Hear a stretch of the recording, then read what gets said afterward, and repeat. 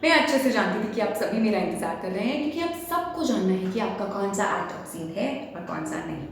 तो इसके लिए हम दो टेस्ट की बात करेंगे। सबसे पहले हिकलिन टेस्ट और दूसरा मिलर्स टेस्ट। हिकलिन टेस्ट हमारी कंट्री ने सबसे पहले अडॉप्ट किया था, जो कि इंग्लिश लॉ से लिया गया है। अब इंग्लिश टेस्ट में या फिर हिकलिन टेस्ट में बात की गई थी इंडिविजुअल पर्सपेक्टिव की। इसमें कोर्ट ने कहा था कि कोई भी अगर ऐसा एक्ट है जो इंडिविजुअल के माइंड को अफेक्ट कर रहा है, करप्ट कर रहा है, उसके सेक्सुअल डिजायर्स को अराउज कर रहा है, तो वो ऑब्सीन एक्ट कहलाएगा। इस इमेज में हिकलिन टेस्ट को दर्शाया गया है। इस आदमी के सेक्सुअल डिजायर्स अराउज हो रहे हैं टीवी में दी गई इमेज को देखकर, तो वो टीवी में दिया गया एक्ट ऑब्सीन है। लेकिन लॉ इवॉल्व होता रहता है जैसे हम बड़े होते रहते हैं। तो इसीलिए एक इंटरेस्टिंग केस आया Ranjit Udeshi versus state of Maharashtra का। अब इस केस में कोर्ट ने बोला कि हमें 3 बातों का ध्यान रखना है। सबसे पहले, क्योंकि किसी एक्ट में सेक्स और न्यूडिटी है, सिर्फ इसी बिना पे उसे ऑब्सीन नहीं कहा जाएगा। किसी थर्ड एक्ट का या किसी थर्ड एलिमेंट का प्रेजेंट होना बहुत ही जरूरी है। दूसरा, हमें obscene versus non obscene acts को इंडिविजुअली वे करके देखना होगा।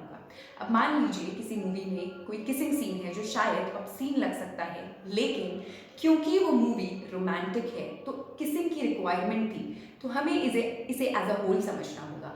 हम नहीं बोल सकते कि क्योंकि उसमें किसिंग का सीन दिया गया है तो वो ऑब्सीन है। आपको obscene and non obscene acts को पलड़े पे तोलना पड़ेगा और ये जानना पड़ेगा कि किसका पलड़ा भारी है। और एज अ होल अगर मैसेज जो डिलीवर हो रहा है वो किसी के माइंड को करप्ट नहीं कर रहा है, तो वो ऑब्सीन नहीं है। तीसरा, कोर्ट ने बोला कि पब्लिक गुड देखना पड़ेगा। अगर कोई भी ऐसा एक्ट किया गया है किसी पब्लिक गुड या पब्लिक इंटरेस्ट को प्रमोट करने के लिए, तो वो एक्ट भी ऑब्सीन नहीं कहलाएगा। अब इसके बाद आता है केस सोमरेश बोस वर्सेस अमल मित्रा का। इसमें बात हो रही थी बंगाली नॉवल प्रजापति की, जिसमें वल्गैरिटी, न्यूडिटी, सेक्स, इन सब के बारे में बात की गई थी।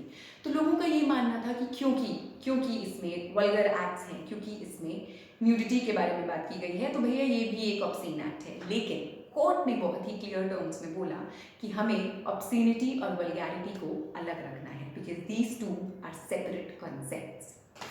अब फाइनली हमारी कोर्ट्स को समझ में आया कि भाई इस एक इंडिविजुअल पर्सपेक्टिव टेस्ट से तो काम चलेगा नहीं, क्योंकि जो चीज़ गुड्डू भैया को सेक्सुअली अराउज कर सकती है, उनके माइंड को करप्ट कर सकती है, वो शायद मुझे बहुत नॉर्मल लग सकती है, बिकॉज हम लोगों की सोसाइटी इवॉल्व कर रही है। तो इसीलिए हमने टेस्ट को भी इवॉल्व कर लिया and we moved towards community standard test, जिसे मिलर्स टेस्ट भी कहा जाता है, और ये यूएस लॉ से अडॉप्ट किया गया है। अब इसमें Aveek Savarkar versus state of West Bengal में ये डिसाइड हुआ कि अब से हम कम्युनिटी स्टैंडर्ड टेस्ट अडॉप्ट करेंगे। इसका सिंपल सा मतलब ये है, किसी भी कंट्री में, किसी भी कम्युनिटी में, किसी भी पर्टिकुलर सेक्ट में लोगों के सोचने का तरीका बहुत अलग होता है। कोई कम्युनिटी ज़्यादा एडवांस्ड होती है, कोई कम एडवांस्ड होती है।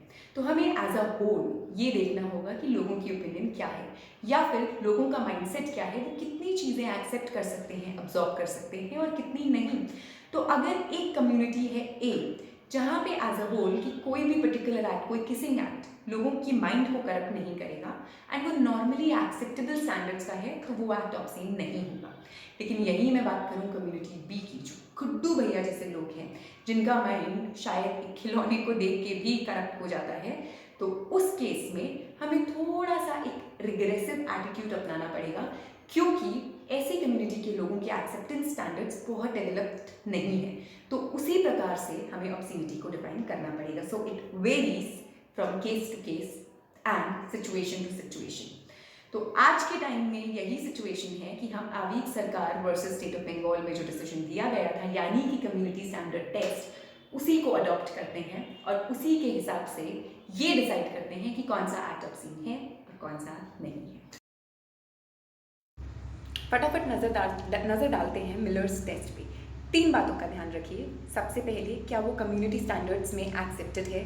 नंबर 2, क्या वो किसी के सेक्सुअल इंटरेस्ट्स को अट्रैक्ट कर रहा है या फिर ऑफेंसिव है। एंड नंबर 3, क्या वो किसी लिटरेरी पॉलिटिकल यूज़ का है या नहीं।